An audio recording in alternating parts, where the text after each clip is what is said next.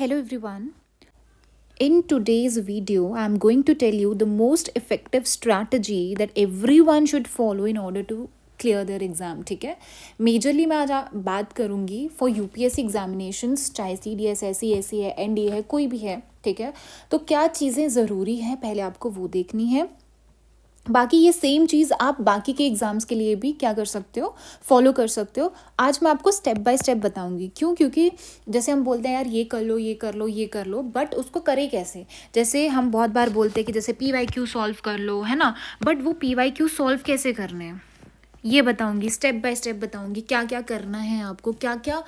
And majorly क्या होता है ना कि हमें ये नहीं समझ में आता कि जब पेपर आने वाला है तो हम लास्ट के कुछ जो दिन हैं उसको कैसे अच्छे से यूटिलाइज कर सकते हैं. क्या चीज़ें हैं जो सबसे ज़्यादा इम्पॉर्टेंट होती हैं जिसमें आपका आउटपुट ज़्यादा आ सके, है ना. चलिए, so first we have is, देखिए जब भी आपको कहीं जाना रहता है, ठीक है, अगर आपको डेस्टिनेशन ए से डेस्टिनेशन बी जाना है, ठीक है, और आपको पता ही नहीं है बी क्या है, ठीक है, थोड़ा बहुत पता है कि ये वहाँ है बट एग्जैक्ट लोकेशन नहीं पता है, तो आप क्या करोगे, आप घर से डायरेक्ट निकल जाओगे, पूछ के वहाँ पे पहुँचोगे, या फिर आप गूगल मैप खोलोगे, देखोगे कि वो लोकेशन कहाँ पे है, और फिर गूगल मैप की हेल्प से आप क्या करोगे, वहाँ तक पहुँच जाओगे. अब आप खुद बताइए जल्दी कैसे पहुँचोगे. ऑब्वियसली गूगल मैप से पहुँचोगे, राइट. सो वैसे ही होता है तुम्हारा सिलेबस. सबसे पहले आप कोई भी एग्ज़ाम की तैयारी कर रहे हो, सबसे पहले उसका सिलेबस देखिए. ठीक है, जीएस का सिलेबस देखिए या जो भी है, ठीक है, कौन से सब्जेक्ट्स हैं, किसका कितना वेटेज है एंड ऑल दैट. तो आप ये देखोगे, पहले तो सिलेबस देखोगे, सबसे इम्पॉर्टेंट. और सिलेबस की एक एक चीज़ बहुत इंपॉर्टेंट होती है, स्पेशली फॉर यूपीएससी एग्जामिनेशन. अगर आप मेंस का एग्जामिनेशन देखोगे तो उसमें क्या होता है, सिलेबस बहुत मैटर करता है. ठीक है, चलिए next we have is P Y Qs. अब सब तो बात करते हैं कि पी वाई क्यू सॉल्व करो, पी वाई क्यू सॉल्व करो. तो कैसे करें पी वाई क्यू सॉल्व, क्या करें 10 साल के. अच्छा, पेपर निकालेंगे, सॉल्व करेंगे. अच्छा वो गलत हो गया, फिर से हम क्या करेंगे, आंसर देखेंगे, अच्छा ये सही है और उसको रट लेंगे. क्या ये होता है पी वाई क्यू का एनालिसिस करना, या ये होता है पी वाई क्यू सॉल्व करना? जी नहीं. पी वाई क्यूज एक ऐसी चीज़ है जिसको आप 10-20 तरीके से क्या कर सकते हो, यूज़ कर सकते हो. ठीक है, कैसे कर सकते हैं, क्या करेंगे, सबसे पहले हम स्टेप बाय स्टेप चलेंगे. सबसे पहले आपको क्या करना है, जब भी आप किसी भी एग्जामिनेशन की तैयारी कर रहे हैं या फिर आपको रिवीजन करना है या कुछ भी करना है इन एनी स्टेज, आपको क्या करना है, सबसे पहले you need to identify the important themes. For example, but आपको सब्जेक्ट वाइज करना है और कम से कम आपको लास्ट 10 साल के पेपर्स लेने ही हैं. ठीक है, अब आपको क्या करना है, इंपॉर्टेंट थीम्स को आइडेंटिफाई करना है. कैसे करना है, पहले आप एक सब्जेक्ट पकड़ोगे. फॉर एग्जाम्पल मैंने पॉलिटी सब्जेक्ट ले लिया, ठीक है, तो मैं क्या देखूंगी उस पॉलिटी सब्जेक्ट्स में, मैं जाऊंगी, अब पॉलिटी का सब्जेक्ट है, मैं जाऊंगी पी वाई क्यूज देखूंगी, पिछले 10 साल के पी वाई क्यूज देखूंगी. मैं देखूंगी ऐसा कौन से टॉपिक्स हैं जिससे क्वेश्चन बन रहे हैं. ठीक है, तो मैं क्या करूंगी, उनका लिस्ट बना लूंगी उन टॉपिक्स का. ठीक है, कि कौन से जो टॉपिक्स हैं वो इंपॉर्टेंट है. जैसे कि अब ये है मेरे पास, मैंने CAPF का पेपर लिया, आप कोई भी ले सकते हो. जैसे अब मैंने यहाँ से ये आइडेंटिफाई किया कि जो सुप्रीम कोर्ट है वो पूछ रहा है ना, बाकी की भी अगर तुम देखोगे तो सुप्रीम कोर्ट पूछ रहा है उसमें. ठीक है, तो पहला तो काम हो गया मेरा कि मैंने आइडेंटिफाई कर लिया, टॉपिक आइडेंटिफाई कर लिया कि सुप्रीम कोर्ट से क्वेश्चन आ रहा है. और भी बाकी जितने भी टॉपिक्स होंगे, फंडामेंटल राइट, DPSP या जो भी है, ठीक है, अमेंडमेंट जो होती हैं या फिर कॉन्स्टिट्यूशनल अमेंडमेंट्स हैं, स्केड्यूल्स हैं, DPSP हैं, तो ये क्या आ गए, ये तो मेरे क्या आ गए, मैक्रो एनालिसिस हो गया कि कौन से टॉपिक्स आ रहे हैं. फर्स्ट ये हो गया. सेकंड हम क्या देखेंगे, डिमांड ऑफ द क्वेश्चन. अब फंडामेंटल राइट अगर तुम्हारे पास है तो उससे बहुत टाइप के क्वेश्चन बन जाते हैं. जैसे अगर आप स्टेट PCS में देखोगे, उसमें मोर और लेस फैक्चुअल क्वेश्चन पूछ लेते हैं या थोड़ा इजी क्वेश्चन पूछ लेगा. बट अगर यूपीएससी में देखोगे तो थोड़ा डिफिकल्ट भी पूछ लेगा, थोड़ा एनालिटिकल पूछ लेगा. मतलब किस टाइप से पूछ रहा है वो मैटर करता है. ठीक है, बट आजकल स्टेट PCS ने भी अपना थोड़ा सा वो बढ़ा दिया. अगर आप JKS का पेपर देखोगे तो मोर और लेस मतलब थोड़ा सा रिजेंबलेंस आ गया उसका यूपीएससी के साथ. ठीक है, अब आप क्या करोगे, आपने डिमांड ऑफ द क्वेश्चन देखी कि किस डेप्थ में पूछ रहा है, क्या वो फैक्चुअल क्वेश्चन पूछ रहा है, क्या वो एनालिटिकल पूछ रहा है. तो उसी हिसाब से आप क्या करोगे, उस टॉपिक को कवर करोगे. ठीक है, क्योंकि पढ़ना है ना अभी हमें. तो फंडामेंटल राइट्स है अगर फॉर एग्जांपल आपके पास, तो मैं क्या करूँगी, देखूंगी क्या वो आर्टिकल पूछ रहा है, क्या वो उसमें एक्सेप्शंस पूछ रहा है, क्या वो उसमें बेसिक अंडरस्टैंडिंग पूछ रहा है, या फिर उसमें इन डेप्थ जाके पूछ रहा है, या फिर कोई अमेंडमेंट्स आई हैं, किस अमेंडमेंट से कौन सी फंडामेंटल राइट आई है, ठीक है। तो क्या पूछ रहा है फंडामेंटल राइट से, पहली बात तो। दूसरी बात ये देखेंगे, जैसे सुप्रीम कोर्ट है, अब इसमें क्या पूछ रहा है सुप्रीम कोर्ट के जज के लिए, उसका इम्पीचमेंट पूछ रहा है, ठीक है। आर्टिकल्स कौन कौन से उससे रिलेटेड है, क्या क्या जूरिसडिक्शन है, क्या क्या काम है उसका, ये भी पूछ रहा है, और अपॉइंटमेंट पूछ रहा है। तो इससे हमें ये चीज़ें पता चल गई कि एक पर्टिकुलर टॉपिक के बारे में कितने इन डेप्थ वो क्वेश्चन पूछ रहा है और क्या क्या पूछ रहा है। तो दूसरी चीज़ हमें ये पता चल गई। तीसरी हमें ये देखनी है total number of questions and how many are doable from basic source. अब हमारे पास क्या होता है ना, हम सोचते हैं कि इस बार सीएसई ने या जो भी यूपीएससी का एग्जामिनेशन है, पॉलिटी से इसने एक क्वेश्चन ऐसा डाला था जो किसी को भी नहीं आता था, ठीक है। अब हम क्या करते हैं, उसका सोर्स ढूंढना स्टार्ट करते हैं, कहाँ से डाला। नहीं, हमें सबसे पहले क्या करना है, अगर तुम पॉलिटी का सब्जेक्ट पकड़ रहे हो, अब तुम देखोगे कि टोटल नंबर ऑफ क्वेश्चंस कितने हैं। फॉर एग्जांपल लगा लो 15 क्वेश्चन आए पॉलिटी के, ठीक है, 15 क्वेश्चन वो पॉलिटी के डाल रहा है। अब आपको ये देखना है कि जो सोर्स आपने पकड़ा, जैसे कि लक्ष्मीकांत आपने पकड़िया, उसमें से आप कितने क्वेश्चन सॉल्व कर सकते हो फ्रॉम लक्ष्मीकांत। कि अगर आप लक्ष्मीकांत अच्छे से पढ़ोगे या जो जो भी टॉपिक्स हैं, अगर उसको आप अच्छे से हॉलिस्टिकली कवर करोगे, तो आप कितने क्वेश्चन सॉल्व कर सकते हो। मान लिया उन 15 में से ज़्यादा नहीं, बट चलो 10 क्वेश्चन जो है वो आप सॉल्व कर लोगे लक्ष्मीकांत से, बस हो गया आपका काम। क्यों, वो 5 क्वेश्चन सॉल्व करने ही क्यों जो रह गए, और वो किसी को भी नहीं आएंगे, बहुत रेयरली होगा, 1-2 क्वेश्चन किसी को आएगा, बाकी नहीं आएंगे, ठीक है। क्योंकि यूपीएससी को या फिर कोई भी एक एग्जामिनेशन को अपना थोड़ा स्टैंडर्ड सेट करना पड़ता है, उनको डिफिकल्टी लेवल डालना पड़ता है कि मतलब एक कट ऑफ जो है एक प्रॉपर मार्जिन के बाहर ना जाए, इस वजह से होता है वो, ठीक है। तो तुम्हें पता चल गया कि चलो ठीक है, अगर मैं इतना करता हूँ तो मेरे 10 नंबर तो पक्के हैं, ठीक है, ठीक है। और कितने डुएबल है फ्रॉम बेसिक सोर्स, ये भी हो गया। अब हम चौथी चीज़ क्या करेंगे, कैटेगराइज करेंगे। फॉर एग्जाम्पल अगर मैं ये क्वेश्चन देख रही हूँ, जैसे मैंने देखा कि पॉलिटी में 15 क्वेश्चन थे, उसमें से चलो 10 क्वेश्चन मैं क्या कर सकती थी, उसमें से कर सकती थी, लक्ष्मीकांत से हो सकता था, बट उसमें से 2 ऐसे क्वेश्चन थे जो कि मतलब ऐसा, जैसे कि 6 क्वेश्चन थे जो वेरी इजी थे, 3-4 क्वेश्चन ऐसे थे जो 50-50 पे आ रही थी, ठीक है। और ये जो 5 क्वेश्चन तुम्हारे रह जाएंगे यहाँ पे, जो 15 में से 5 क्वेश्चन छोड़ दिए, वो ऐसे क्वेश्चन थे जो बहुत डिफिकल्ट थे। मतलब कैसे थे, टच मी नॉट वाले क्वेश्चन थे कि मेरे को टच ही मत करो तुम, क्योंकि वहाँ पे गलत होने की प्रोबेबिलिटी बहुत ज़्यादा है। सो तुम्हें ये भी चेक करना है कि कितने डुएबल हैं, मतलब कितने इजी मॉडरेट लेवल पे आते हैं, और कौन से ऐसे क्वेश्चन है टच मी नॉट वाले, मेरे को हाथ ही मत लगाओ। बिकॉज अगर आपको एक एग्जाम क्लियर करना है, यहीं पे लोग बच्चे फंस जाते हैं, जिसकी वजह से एग्जाम क्लियर नहीं हो पाता। क्यों, क्योंकि नॉलेज है, सब कुछ है आपके पास, एनालिसिस है, नॉलेज है, हर एक चीज़ है। फंसते कहाँ पे हैं, हमने कैटेगराइज ही नहीं किया होता, हमने पहले से प्रैक्टिस ही नहीं किया कि कौन से क्वेश्चंस हैं जिसको हमें टच नहीं करना है। देखिए, जितना ये इम्पॉर्टेंट है ना कि हमें कौन से क्वेश्चन अटेम्प्ट करने हैं, उतना ही ये भी इम्पॉर्टेंट है कि आपको कौन से क्वेश्चंस टच नहीं करने, क्योंकि नेगेटिव मार्किंग बहुत बड़ा रोल प्ले करता है। सो इस पे वर्क करिए, ज़्यादा से ज़्यादा इस पे वर्क करोगे तो आपको पता चलेगा कि आपकी एक्यूरेसी कहाँ पे आ रही है, कौन से क्वेश्चंस आप सॉल्व करते हो तो उसमें आपकी एक्यूरेसी बहुत अच्छी है, और कौन से क्वेश्चंस अगर आप उसमें चांस लोगे तो वो गलत ही हो रहा है, तो उसमें मत लो चांस। तो ये पहले प्रैक्टिस से आएगा, ये नहीं है कि आप एग्जाम वाले दिन जाओगे और वहाँ पे जाके तुम सोचोगे कि अच्छा ठीक है मैं रिस्क लूँ कि नहीं लूँ, ठीक है। अब आपको क्या करना है, make notes of your PYQs। देखिए, कुछ कुछ क्या होता है, कुछ कुछ इंपॉर्टेंट चीज़ें होती हैं, या कुछ कुछ क्या होती है फैक्चुअल चीज़ें होती हैं जो शायद तुम भूल भी जाते हो, है ना, या फिर कोई ऐसी चीज़ें जो नई चीज़ इसमें डाल दी है उसने, तो तुम्हें उसके भी नोट्स बनाने हैं। फॉर एग्जाम्पल क्या होता है, जैसे आपको पता है ज्योग्राफी में फिजियोग्राफी पूछता है, ठीक है, वर्ल्ड की फिजियोग्राफी पूछा। फॉर एग्जाम्पल इस बार उसने क्या किया, माउंटेन्स डाले, ठीक है। कौन सा माउंटेन पूछा उसने, कोई भी XYZ माउंटेन पूछा, तो आपको जितने भी वहाँ पे माउंटेन्स हैं उसके आपको नोट्स बनाने हैं, ठीक है। प्लस आपको क्या करना है, उससे रिलेटेड, जैसे अगर कोई मैच वाले क्वेश्चन है ना, तो उसमें से कुछ सही होंगे और कुछ गलत होंगे, तो जो गलत वाला होगा तो आपको उसको भी देखना है कि वो कहाँ पे है, ठीक है। जैसे मैं आपको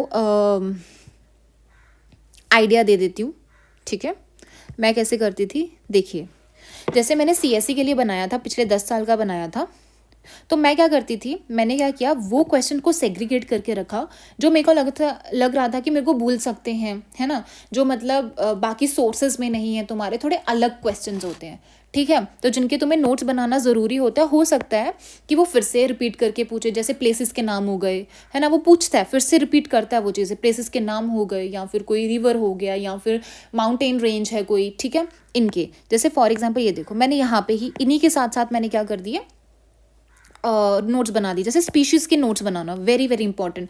आज ये वाली स्पीशी पूछे, हो सकता है इसमें से दो ना पूछे, अगली बार सिर्फ यही पूछ ले, तो इसके बारे में पास्ट प्रेजेंट फ्यूचर क्या है, सब कुछ आपको इसके बारे में पता होना चाहिए, और सबके नोट्स आपके साथ होने चाहिए। जैसे फिर ये हो गया, ट्राइब्स हो गई, ये देखो केव्स है, ये सारे फैक्चुअल क्वेश्चन है। जैसे ये था, ये क्वेश्चन हो गए, है ना, फिलोसफिकल क्वेश्चंस हैं, ये देखो प्लेट्यूज कौन कौन से कहाँ कहाँ मिलते हैं, ये सब। तो ये वो चीज़ें होती हैं जो तुम भूल जाते हो, इसीलिए अगर आपको लगता है मैप लगाना तो आप मैप भी लगा सकते हो, राइट। सो ये सब चीज़ें क्या होती है कि हमें बहुत बार भूल जाती हैं, तो इसीलिए हम क्या करते हैं कि इसके नोट्स बना लेते हैं। एक और है कि अगर फॉर एग्जांपल आपको G20 पे आ गया, तो आप G20 की सारी कंट्रीज लिख लो, G5 क्या है, G7 क्या है, तो उसके साथ साथ वो नोट्स भी बना लो, ठीक है। PYQ का मतलब ये नहीं है कि अगर मेरे को सिर्फ एक चीज़ पूछ रहा है, अगर मेरे को एनवायरमेंट एक्ट पूछा उसने कि वो इन्वायरमेंट एक्ट के अंदर कौन सी बॉडी कॉन्स्टिट्यूट हुई, अगर आपने सिर्फ ये ही पढ़ के गए, ठीक है, बट हमें क्या करना है, ये इन्वायरमेंट प्रोटेक्शन एक्ट के अंडर और कौन सी बॉडी बनी थी, इन्वायरमेंट एक्ट जो है उसके अंडर कौन कौन से प्रोविजंस हैं, उसका भी अलग से आपके पास नोट्स होने चाहिए। तो ये यहाँ पे आपको क्या करना है, थोड़ा सा हार्डवर्क यहाँ पे करना है, ठीक है। चलिए, इवन आप एक और चीज़ कर सकते हो, वेट, लेट मी सी, यहाँ पे तो नहीं लिखा आई थिंक मैंने। जैसे ये देखिए, अब मैं क्या करती थी, जब भी मैं पेपर सॉल्व करती थी, जैसे कि CAPF का किया या जो भी किया, जैसे फॉर एग्जांपल ये ज्योग्राफी का है, ठीक है, तो मैं वो चीज़ें यहाँ पे नोट्स बना लेती थी, इनके साथ ही PYQs के साथ ही नोट्स बना लेती थी, कि वो चीज़ें, जैसे फॉर एग्जांपल कि हो सकता है कि मेरे नोट्स में नहीं है वो, है ना, ज्योग्राफी के नोट्स में नहीं है, या फिर मैंने कहीं पर भी वो चीज़ नहीं लिखी हुई है, तो मैं क्या करती थी, यहाँ पर जैसे लोकल विंड्स मैंने अपने नोट्स में नहीं थी, तो यहाँ पर लिख दिया, ये जिन पे क्वेश्चन पूछ रहा है वो, ठीक है। अब जैसे ये टर्म्स होती हैं, नई नई टर्म्स वो पूछते हैं, जैसे ग्लेजेशन, पॉडजलाइजेशन, इस पर क्वेश्चन आया, पहले वो आया CAPF में, फिर उसने CAPF में फिर से जो 2024 का पेपर था उसमें फिर से इसने पॉडजलाइजेशन पूछ लिया, तो इसीलिए बोलते हैं कि ये करना बहुत इंपॉर्टेंट होता है, उसके नोट्स बनाना बहुत इंपॉर्टेंट होते हैं। ये वही नोट्स हैं जो ऑलरेडी पूछ चुका है और आपको कहीं पे भी नहीं मिलेगा, मतलब कहीं पे इन द सेंस कि आपने कहीं भी अपने नोट्स में उसको डाला ही नहीं है ना। जैसे वर्ल्ड हेरिटेज साइट्स हो गई, ये सब चीज़ें हैं, इनको अपग्रेड करते रहो, राइट। चलिए, इतना हो गया।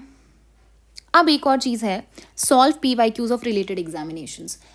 अगर आप UPSC का पेपर दे रहे हो ना, तो एक बात आप अच्छे से दिमाग में बैठा लीजिए, अगर आप CDS दे रहे हो, CSE दे रहे हो, कोई भी दे रहे हो, आपको जितने भी आप UPSC के एग्जाम सॉल्व कर सकते हो प्लीज़ कर लो, ठीक है। CSE के लिए CDS is very very important, NDA हो गया इंपॉर्टेंट है, जियो scientist is very very important, CAPF is also very very important, and vice versa also, कि CDS का कर रहे हो तो CSE का करो सॉल्व। ये मत सोचो कि CSE बहुत हाई लेवल, नहीं, कुछ कुछ क्वेश्चंस होते हैं वहाँ से निकालोगे तो वो आपको मिलेंगे, और मैं आपको प्रूफ भी बताती हूँ, ठीक है।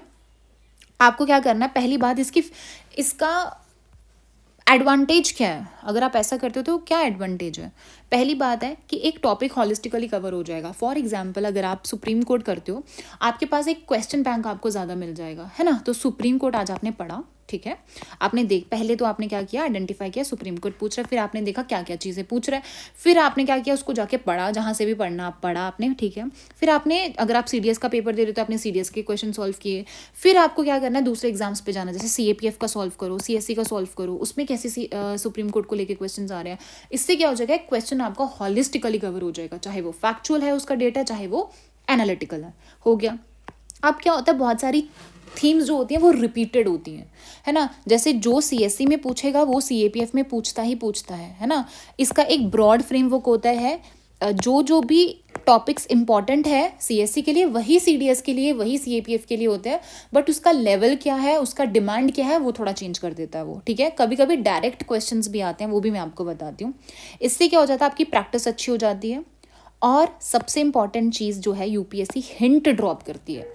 जैसे कि अगर आप देखोगे, अगर आपका सीडीएस 2 होने वाला है 2024 सितंबर के अराउंड होता है, और उससे पहले आपका सीएससी हो चुका है 2024 का, तो ये वाला सीएससी का जो पेपर है वो बहुत इंपॉर्टेंट हो जाता है इसके लिए। क्यों हो जाता है?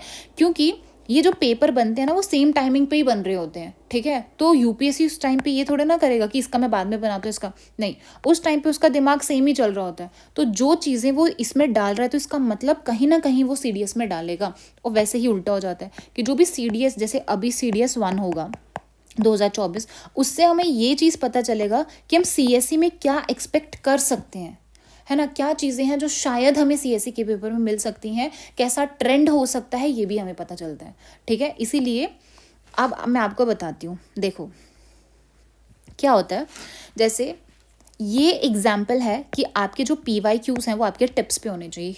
पहली बात, आपको इतना प्रैक्टिस हो जाना चाहिए PYQs का कि आपको पता होना चाहिए कि ये क्वेश्चन CPF के कौन से ईयर में आया था, ये क्वेश्चन CSC के कौन से ईयर में आया था, CDS में कौन से ईयर में आया था। तो इतना अगर आप, इतनी ज़्यादा मेहनत अगर आप कर लोगे ना, इन्हीं चीज़ों में कर लोगे ना, तो आपका एग्जाम नहीं रुकने वाला। यहीं पे होता है कि बच्चा एफर्ट नहीं मारता। एफर्ट कहाँ मार रहा है? रिसोर्सेज के पीछे भाग रहा है, फिर उसके बाद मैं और पढ़ लेता हूँ, ये कर लेता हूँ, है ना। बट इस पर हम फोकस नहीं करते हैं। चलिए, क्या होता है सीएपीएफ का, इस बार का जब मैंने सीडीएस का पेपर देखा था 1/2024, तो मैंने ये क्वेश्चन देखा और मेरे को लगा कि मैंने कहीं तो सॉल्व किया इसको, ठीक है। मेरे को लगा सीएपीएफ में या कहीं ना कहीं तो है। तो मैंने वैसे भी पीवाईक्यूज का एक पीडीएफ बना के रखा होता है सबका, सीएपीएफ सीडीएस है जो भी है। तो मैंने यहाँ पे देखा क्वेश्चन। अगर आप यहाँ पे क्वेश्चन देखोगे ना, जैसे the investor would get 5% return, है ना, और the companies were guaranteed return of 5%। और ये ऐसा क्वेश्चन था जो किसी से सॉल्व नहीं होता, ठीक है। ये थोड़ा सा डिफिकल्ट लेवल पे था, बट अगर आपको एक टिप्स पे होते थे ना, कि आपको पता होता कहीं ना कहीं पीवाईक्यूज में आया, तो वो आप कर लेते ये वाला क्वेश्चन। नेक्स्ट एक और चीज़ क्या होती है कि कुछ क्वेश्चंस होते हैं जो डायरेक्ट हमें पता चलते हैं, जैसे टर्म्स होती हैं कुछ। फॉर एग्जांपल सीएपीएफ में एक क्वेश्चन पूछा था 2022 में, ध्रुपद फॉर्म ऑफ म्यूजिक पे पूछा था, राजा मानसिंह तोमर ऑफ ग्वालियर। आप एक चीज़ देख रहे हो यहाँ पे ऑप्शंस देखिए, ये चीज़ पे भी वर्क करना, आपको इन पे भी सोचना पड़ता है कि अगर यूपीएससी ऑप्शन भी डाल रहा है ना, तो उसमें भी कुछ ना कुछ है। तो अगर आपने ये सॉल्व किया होता तो आपको लगता कि यार यही चीज़ वो पूछ रहा है 1-2 साल से, तो सीडीएस 1/2024। तो मैंने आंसर भी यही लगाया था। क्यों लगाया था? क्योंकि मेरे को पता था इसका आंसर ये है, और मैंने सुना था, कहीं तो भी पढ़ा था ये सीएपीएफ में, तो इसलिए मैंने इसका आंसर ये लगाया, समझे। तो ये चीज़ भी हेल्प करती है आपको। एक और चीज़ देखो, डायरेक्ट क्वेश्चन बता रही हूँ मैं आपको। क्यूबिट आया था सीएससी के 2022 के क्वेश्चन में, ठीक है, पेपर में आया था। अब अगर आपने अच्छे से सॉल्व किया होता, तो क्या आप क्यूबिट इसमें करते? सीडीएस वाले में हो जाता ईजिली हो जाता, क्वांटम कंप्यूटर, है ना। नेक्स्ट इज ये जेम्स वेब टेलीस्कोप है, ये भी आपका CDS 2 2022 का। अब सेम पेपर का सेम भी रिपीट होता है आपका, ठीक है। जैसे जेम्स वेब टेलीस्कोप है, फिर से उसने जेम्स वेब टेलीस्कोप पूछा हुआ है, तो ये होता है इंपॉर्टेंस आपके PYQs का। सो डिफरेंट तरीके से आप उसको सोचिए। एक और चीज़ होती है ऑल्टरनेट ईयर। फॉर एग्जाम्पल अभी आपका क्या चल रहा है, जैसे फॉर एग्जाम्पल 2025 है, ठीक है, अभी आने वाला पेपर आपका। तो आपको क्या करना है, 2023 और 2024 को अच्छे से देखना है। इससे क्या होता है, जैसे कि अगर जो चीज़, जैसे यूपीएससी का अगर आप देखोगे, ऑल्टरनेट ईयर का कुछ ट्रेंड रहता है कि वो, अगर आप ऑड ईयर्स देखोगे ना, वो थोड़ा सा पैटर्न चेंज करता है और डिफिकल्टी लेवल थोड़ा सा बढ़ा देता है, या फिर एक टाइम पे करंट ओरिएंटेड होता है, एक टाइम पे वो दूसरा करंट को कम कर देता है ना। एक टाइम पे वो अच्छी खासी स्कीम्स डालेगा, दूसरे साल वो डालेगा ही नहीं। इससे क्या होता है, बच्चा क्या करता है, अच्छा यार इस बार स्कीम्स आ गई, मैं अगली बार स्कीम्स पढ़ के जाऊँगा, बट अगली बार आएगा ही नहीं।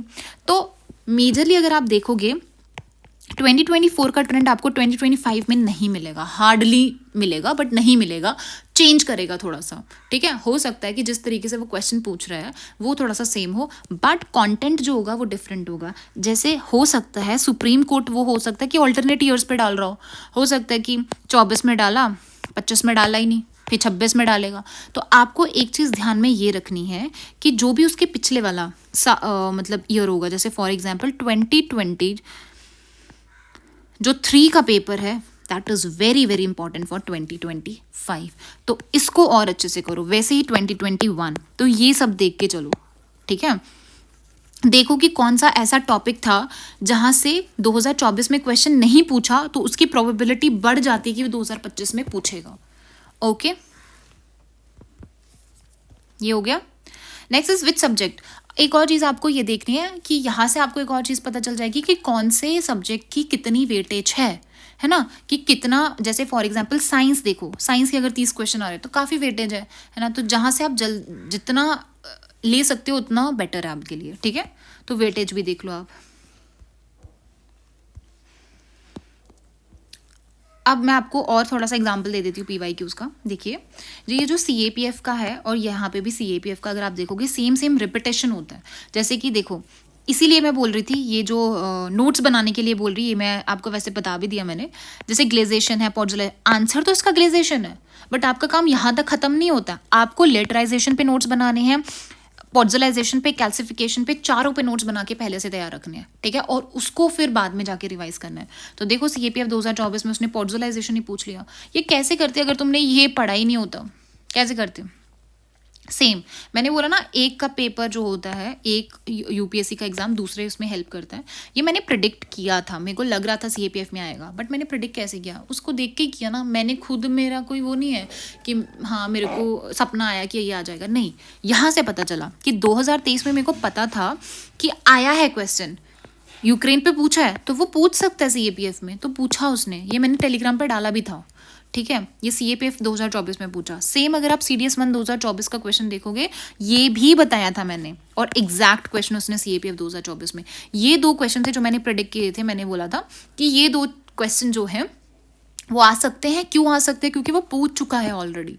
अगर वो पूछ चुका है तो इसका मतलब आप पढ़ के चली जाइए ना, हो सकता है उसमें डालेगा ही डालेगा, एक आधा क्वेश्चन तो आपको मिलेगा ही मिलेगा, ठीक है। ये तो अभी बहुत कम चीज़ें मैंने आपको बताई, बहुत कम क्वेश्चंस बताए हैं कि जो रिपीट होते हैं या फिर हिंट देता है। तो ये आपको होमवर्क करना पड़ेगा। आप खुद बैठ के ये एनालिसिस नहीं करोगे ना, मैं चाहे जितना मर्जी बता दूंगी, आपको नहीं हेल्प होने वाला। सो इट्स बेटर है कि आप जाइए, खुद बैठिए, खुद पढ़िए, खुद इसको एनालिसिस करिए। उसके बाद क्या हो जाएगा, आपको खुद इम्प्रूवमेंट देखने को मिलेगा, ठीक है। सेकंड जो होता है, थर्ड बोल लो, which is very very very important, that is revision. Revision हमेशा रिवर्स इंजीनियरिंग से करो। हम क्या करते हैं, हमारे पास नोट्स हैं, हम उसको रिवाइज कर रहे हैं बट हमें पता कैसे चलेगा कि हमें पता कैसे चलेगा कि हम स्टैंड कहाँ पे कर रहे हैं, हमारा प्रेपरेशन किस लेवल का है। तो हमारा प्रेपरेशन किस लेवल का है ये जानने के लिए हम रिवर्स इंजीनियरिंग करेंगे। पहले हम PYQs देखेंगे। अच्छा, जैसे मैंने आपको बता दिया, आइडेंटिफाई किया किस लेवल का क्वेश्चन आ रहा है, ये आ रहा है, ठीक है। अब आप क्या करोगे, पहले आप एक बार पढ़ लोगे, बेसिक चीज़ पढ़ लोगे। अब आप क्या करोगे, क्वेश्चन सॉल्व करना स्टार्ट करोगे, PYQ सॉल्व करो उसको। फिर आप ये देखो मैंने क्या सोच के ये सॉल्व किया है ना, क्या सोच के मैंने ये सॉल्व किया, या मेरे को क्या चीज़ है जो भूल रही है। जैसे मैंने सॉल्व किया, अच्छा मेरे को तो ये चीज़ भूल रही थी, बट आप जब रिवीजन करते हो आपको ये चीज़ नहीं पता चलती कि आप क्या चीज़ भूल रहे हो, आपको कौन सा फैक्ट याद नहीं रहा। तो वो कैसे पता चलेगा, क्वेश्चन से। क्वेश्चन सॉल्व करते जाओ, वैसे वैसे रिविजन भी होता जाएगा, है ना। उस क्वेश्चन में हो सकता है, क्वेश्चन कहाँ से लोगे, PYQ से लोगे, UPSC CSC का लो, CAPF CDS, इतने ज़्यादा क्वेश्चन मिल जाएंगे आपको, बाकी बाहर जाने की ज़रूरत ही नहीं है आपको कहीं और, ठीक है। Take help of PYQs। Revision और PYQ साथ साथ में चलना चाहिए, ठीक है। ये नहीं है कि उसको अलग से नहीं, you have to take the help of PYQs, ठीक है। And revise only from one source और नोट। एक सोर्स पकड़ो, अच्छे से पढ़ो उसको, 10 बार 20 बार 30 बार 40 बार जितने बार पढ़ना पढ़ो, बट अपने खुद के नोट्स बनाओ उसके, ठीक है। अगर नोट्स हैं तो अच्छी बात है, नहीं है तो मेरे पास है, मतलब मेरे नोट्स भी आप रेफर कर सकते हो, बट मेरे नोट्स आपको तभी समझ आएंगे अगर आपका एक बेसिक हो गया, ठीक है। रिवाइज एज मैनी, कभी मत सोचो कि यार बहुत रिवाइज कर लिया, नहीं। लास्ट, आज एग्जाम है, एग्जाम के पहले दिन तक भी रिवाइज करो। इवन आपको ये भी पता होना चाहिए एग्जाम से जो सुबह का 1-2 घंटा है उसमें मैं क्या रिवाइज करूंगा, उसके लिए भी आपके पास नोट्स होने चाहिए, ठीक है। Leave factual thing for later. अब क्या होता है, कुछ फैक्चुअल चीज़ें होती हैं, जैसे कि वाइल्ड लाइफ सैंक्चुरीज हो गई आपकी, है ना, कोई स्पीशीज़ है, कौन सी इंडेंजर्ड है, कौन सी वल्नरेबल है, ये सब चीज़ें हो गई। हेरिटेज साइट्स हैं, जीआई टैग्स हैं, ये सब चीज़ें फैक्चुअल होती हैं। इनको आप क्या कर सकते हो, लास्ट के 3-4 दिन के लिए रख सकते हो ताकि वो फ्रेश मेमोरी में रहें। और क्या कर सकते हो, तुम न्यूमोनिक टेक्निक्स भी यूज़ कर सकते हो, कोई भी फालतू चीज़ उसके साथ जोड़ के देख लो ताकि आपको वो चीज़ याद रहे। ठीक है। Next is daily weekly. आपके पास जो आपका रिविजन जो होता है उसको इटरेशंस में करिए। जैसे कि महीने के 10 दिन मैं ये रिवाइज करूँगा। 10 दिन मतलब कि मैं सारे के सारे सब्जेक्ट्स होंगे, बट क्या होता है ना, एक जो कहानी होती है, आप कभी कभी कहानी भूल गए होते हो, तो पहले मैं वो पढ़ूंगा अच्छे से ताकि मैं थोड़ा यूज टू हो जाऊँ। फिर या 15 दिन रख लो, ठीक है, 15 दिन रखें। देन अगले 10 दिन वही चीज़ फिर से रिवाइज करूँगा। जैसे 15 दिन में जीएस पूरा रिवाइज होगा, फिर 10 दिन में फिर से जीएस रिवाइज होगा, एंड देन लास्ट 5 दिन की फिर आप क्या कर लोगे और रिवीजन रखोगे जिसमें बिल्कुल आप वो चीज़ें रिवाइज करोगे जो कि बहुत फैक्चुअल हैं। अब डेली वीकली मंथली टारगेट रखा करो। जैसे आज मैंने जो सुबह पढ़ा मैं वो रात को रिवाइज करके सोऊंगा। वीकली है, अच्छा ठीक है, जो भी मैंने पूरे वीक में पढ़ा एक बार मैं संडे को पूरा रिवाइज कर दूंगा। मंथली है तो मंथली में भी जो भी मैंने मंथ में किया एक बार फिर से उसको 1-2 दिन लगा के मैं पूरा रिवाइज करूँगा। अगर इस टाइप का रिविजन होगा ना तो आपको एग्जाम में कभी ये नहीं लगेगा कि यार ये तो सुना सुना लग रहा है, ये तो मैंने कहीं तो भी पढ़ा था बट याद नहीं आ रहा है, वहाँ जोर डालना स्टार्ट कर दोगे। इट्स बेटर है पहले से प्रिपेयर होके जाओ। ठीक है। Then solve question of topics and अब आपने जो जो भी टॉपिक रिवाइज करके रखे हुए हैं, जैसे फॉर एग्जांपल आज मैंने सुप्रीम कोर्ट रिवाइज किया, अब मैं इसकी क्वेश्चन सॉल्व करूंगी आज। ज़्यादा से ज़्यादा मतलब कम से कम आपको 5 से 10 क्वेश्चन आज सॉल्व करके सोना है। उससे क्या होगा, आपको पता चल जाएगा कि आपका कितने हद तक आपका वो टॉपिक प्रिपेयर हो गया है। ठीक है। नोट्स टिप्स पे होने चाहिए आपके नोट्स। अगर आज आप बना रहे हो ना नोट्स, तो ऐसा नहीं है कि बस पढ़े हुए हैं वो नोट्स, नहीं, अच्छे नोट्स बनाइए, बट ऐसे नोट्स हो कि आप एग्ज़ाम के एक दिन पहले वो पढ़ लें। ऐसा नहीं होना चाहिए कि यार पूरी बुक ही छाप दी उसमें, नहीं।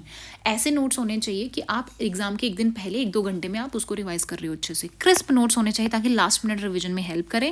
एंड नोट्स बनाइए PYQs को और उसको रिवाइज करना आपको। ठीक है। जैसे मैंने आपको बता दिया कि कैसे CAPF का मैंने आपको बताया कि कैसे कैसे मैंने नोट्स बनाए थे, तो एंड टाइम पे जब आपके 3, 4, 5, 6 दिन जो भी रह गए हैं आपको उनको बार बार रिवाइज करना है। ठीक है। सो ये जो मेन चीज़ें थी मैंने आपको बता दी क्या क्या हेल्प कर सकती है। इन्हीं 2-3 चीज़ों से आपकी जो प्रेपरेशन है उसका जो लेवल है वो बढ़ जाएगा। ठीक है। बट आपको इतना इन डेप्थ में सोचना पड़ेगा, इतना PYQ एनालिसिस करना पड़ेगा। और अगर आपको फिर भी थोड़ा प्रॉब्लम हो रहा है, मैंने वीडियोस बना के रखी हुई हैं पहले PYQ एनालिसिस की, आप वो देख सकते हो। मैं फिर से वैसे लाऊंगी, मतलब एक JK PSC का पेपर है वो एनालिसिस करूँगा। CSE के लिए तो भी मैंने सोचा कि स्टार्ट करूँगी क्योंकि प्रीलिम्स भी आ रहा है, तो मैं कैसे करती हूँ सब आपको बताऊंगी। बट आई वॉन्ट कि आप खुद से भी पहले करो ये चीज़। अगर आप खुद से एक्सरसाइज करोगे तो मैं जो भी बताऊंगी उसका आप ज़्यादा से ज़्यादा क्या कर सकोगे, बेनिफिट ले पाओगे। ठीक है। So for today this is it from my side. All the very best. Thank you so much.